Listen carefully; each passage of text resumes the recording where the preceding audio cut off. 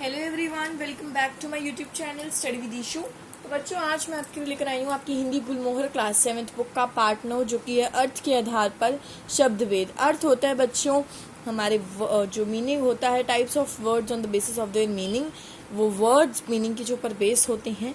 तो हमारे कुछ शब्द होते हैं जैसे पर्यायवाची शब्द होते हैं, विलोम होते हैं, श्रुति संभिन्नार्थक शब्द होते हैं, अनेकार्थी होते हैं, वाक्यांशों के लिए एक शब्द।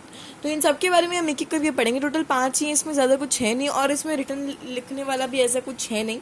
तो इसमें मेनली आपको ओरली मैंने आपको समझाना है, तो एक बार ध्यान से पढ़ लेना तो बेटर रहेगा आपके लिए।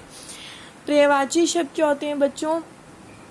पर्यायवाची शब्द वो शब्द होते हैं जो समान अर्थ होता है जिनका। जैसे अंधकार है, अंधकार को अंधेरा भी कहते हैं, तम भी कहते हैं, तिमर भी कहते हैं। अग्नि को हम आग भी कहते हैं, अनल भी कहते हैं, वीडियो में दिख रहा ना, और पावक भी कहते हैं। अनाज को अन्य, शस्य धान्य, आभूषण को भूषण, गहना, अलंकार कुछ भी कहते हैं। तो वो कह रहे हैं पर्यायवाची समानार्थी शब्द होते हैं जिसका एक से ज़्यादा लगभग शब्द होता है, उसको हम पर्यायवाची शब्द कहते हैं। अगर आप इंग्लिश में बात करो तो उसको सिनोनिम्स कहते हैं। ओके, सो अब हम आगे बढ़ते हैं। जैसे पृथ्वी है, पृथ्वी को हम धरती कहते हैं, भूमि, धरती। इसके आप दो एटलीस्ट लर्न कर लीजिए तो बेटर रहेगा आपके लिए। सिंह को हम शेर, हरी, केसरी कहते हैं। स्वर्ग को देवलोक, इंद्रलोक, सुरलोक, बेखुंड, हाथी को गज, गतम, मतम और बहुत चीज़ें कहते हैं। तो एक बार आप इसको भी देख लीजिएगा। सिनोनिम्स क्या होते हैं मैंने आपको समझा दिया बच्चों क्या होते हैं। बचपन से पढ़ते हुए आ रहे थे, चैप्टर बहुत ईजी है, बहुत मुश्किल नहीं है, बहुत ज़्यादा ईजी है ये। विलोम शब्द तो हमें पता है कि विपरीत शब्द होते हैं जो एंटोनिम्स होते हैं, जिसको आप इंग्लिश में कहते हो। और जो विलोम शब्द होते हैं वो उसका अर्थ होता है उल्टा। हर भाषा में कुछ शब्द ऐसे भी होते हैं जिनका अर्थ परस्पर एक दूसरे से उल्टा होता है। तो उल्टे अर्थ वाले को, जो उल्टे अर्थ प्रकट करते हैं, उन प्रकट करने वाले शब्दों को हम विलोम शब्द कहते हैं, यानी कि विपरीत शब्द कहते हैं। राजा रंग, गरम ठंडा, मोटा पतला। राजा रंग, राजा मतलब वो जो किंग्स होते हैं, रंग मतलब भिखारी टाइप से, गरीब से। गरम मतलब बहुत हॉट, और ठंडा मतलब कोल्ड। मोटा जो हमारा मोटा आदमी है, पतला है। तो ऐसे करके। अंधकार, प्रकाश। अंधकार मीन्स क्या होता है बच्चों? जहाँ लाइट नहीं होती, बिल्कुल डिम। और प्रकाश मतलब बहुत लाइट। अथ, इति। अनाथ, सनाथ। अनिवार्य, वैकल्पिक। अनुज, अग्रज। अनुज छोटा भाई, बड़ा भाई, इसको अनुज अग्रज कहते हैं। अनुराग, विराग। अपव्यय, मितव्यय। आदर, अनादर, आप किसी का अनादर करें। उपयोगी, अनुपयोगी, जो ठीक नहीं है और जो ठीक है। ऐसे करके आपके शब्द और उसके विलोम। तो विलोम शब्द बच्चों बेसिकली ये होते हैं आपके। और अब हम थर्ड अपना पढ़ने जा रहे हैं शब्द, जो कि है श्रुति संभिन्नार्थक शब्द है। इसको कहते हैं हम होमोनिम्स। क्या कहते हैं बच्चों? होमोनिम्स।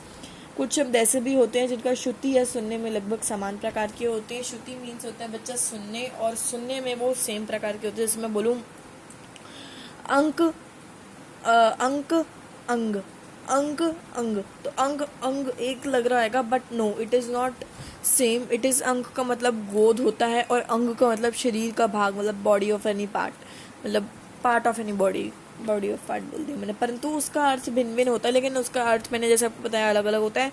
ऐसे शब्दों को हम श्रुति संभिन्नार्थक शब्द कहते हैं। अब जैसे इसका ले लो, कली का। कली को हम कलियुग कहते हैं, मतलब हमारी किस्मत। कली, बड़ी की मात्रा आगे तो हम फूल की कली कहते हैं। तो मतलब स्पेलिंग से कितना डिफरेंस होता है, लेकिन इनकी जो साउंड होती है, जब हम सुनते हैं तो इनको एक ही होता है। जैसे मैं यहाँ बोलूँ आरती, आरती, आरती, लेकिन आरती ये छोटी आरती, लालसा जिसको कहते हैं। आरती जो पूजा होती है, हम पूजा नहीं करते मंदिर में, तो जो हिंदू होते हैं वो पूजा करते हैं, तो वो आरती, वो वाली आरती कह रहे हैं वो। इसी बाकी एग्जांपल्स भी एक बार आप पढ़ लीजिएगा। कैमरा थोड़ा ठीक से रख देती हूँ, आई होप आप दिख रहा है। तो बच्चों अब हमारा फोर्थ शब्द है अनेकार्थी शब्द, जिसको हम पॉलिनिस्मेटिक वर्ड्स कहते हैं। क्या कहते हैं बच्चों? पॉलिनिस्मेटिक वर्ड्स कहते हैं। तो ये वे शब्द होते हैं बच्चों जिनका एक से ज़्यादा अर्थ होता है, उसको हम अनेकार्थी कहते हैं। जिनका एक से भी ज़्यादा अर्थ होता है उनको हम अनेकार्थी शब्द कहते हैं। जैसे आप भोजन कब ग्रहण करेंगी? मैं चंद्र ग्रहण के बाद पूजा करूँगा। ग्रहण और ग्रहण एक ही मतलब है ना। तो जिसका एक से ज़्यादा मतलब, जैसे अंबर है, अंबर का मतलब आकाश भी होता है, कपड़ा भी होता है, कपास भी होता है, केसर भी होता है। अक्षर का मतलब वर्ण भी होता है, अक्षर आत्मा भी होती है, ब्रह्मा भी होता है। इंदु का मतलब कपूर, चंद्रमा, एक ही संख्या। अच्छा, अब आपको ना थोड़ा सा डिफिकल्ट हो रहेगा कि पर्यायवाची और अनेकार्थी इट मीन सेम है। देखो बच्चे ध्यान से पढ़ो, पर्यायवाची कौन से शब्द होते हैं हमारे? पर्यायवाची शब्द वो शब्द होते हैं आप जानते हैं परिभाषित शब्द वे शब्द होते हैं जिनके अर्थ लगभग सेम होते हैं, वो प्रॉपर सेम नहीं कह रहे, वो लगभग सेम कह रहे, जैसे अंधकार का अंधेरा, तम तमिर, लगभग सेम होते हैं, उसको हम पर्यायवाची कहते हैं। बट स्टिल जो यहाँ उन्होंने इसके बारे में बताया, अनेकार्थी के बारे में बताया, वो उनके शब्द बिल्कुल जो होते हैं एक से ज़्यादा अधिक हो, अगर किसी भी शब्द का जो शब्द है उसका एक से ज़्यादा अधिक होए तो उसको हम अनेकार्थी शब्द कहते हैं। तो ये भी आपको पता चल गया बच्चों। और अब हम आगे करने जा रहे हैं वाक्यांशों के लिए एक शब्द मतलब वन वर्ड सब्स्टिट्यूशन। तो बस ये लास्ट रह गया आपका, बहुत इजी था ये चैप्टर, तो 5 मिनट में ही क्लियर हो गया हमें, है ना।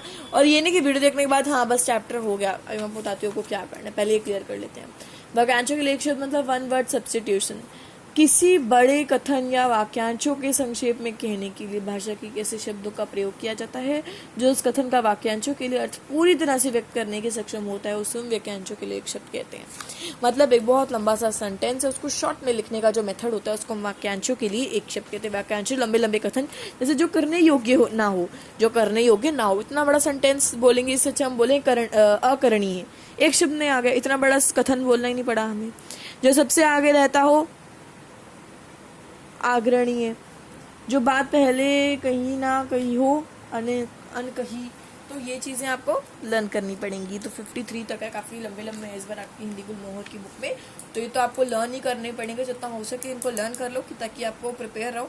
तो मतलब आपको इनके मतलब पता होने चाहिए। वैसे तो मैंने आपको डिफरेंस भी समझा दी है, विद डेफिनेशन हर चीज़ समझा दी है।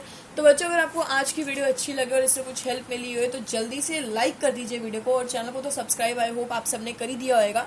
अगर आप में से कोई भी चैनल पे न्यू है तो जल्दी से सब्सक्राइब करके बेल आइकन को भी प्रेस कर दीजिए लेटेस्ट अपडेट्स के लिए।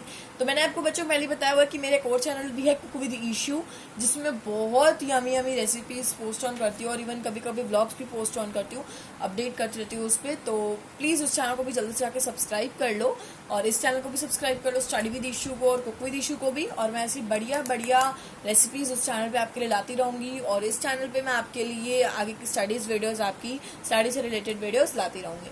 सो गाइस टिल देन वीडियो को लाइक कर दो, and I will meet you all in the next video. Till then bye bye and take care, bye bye all.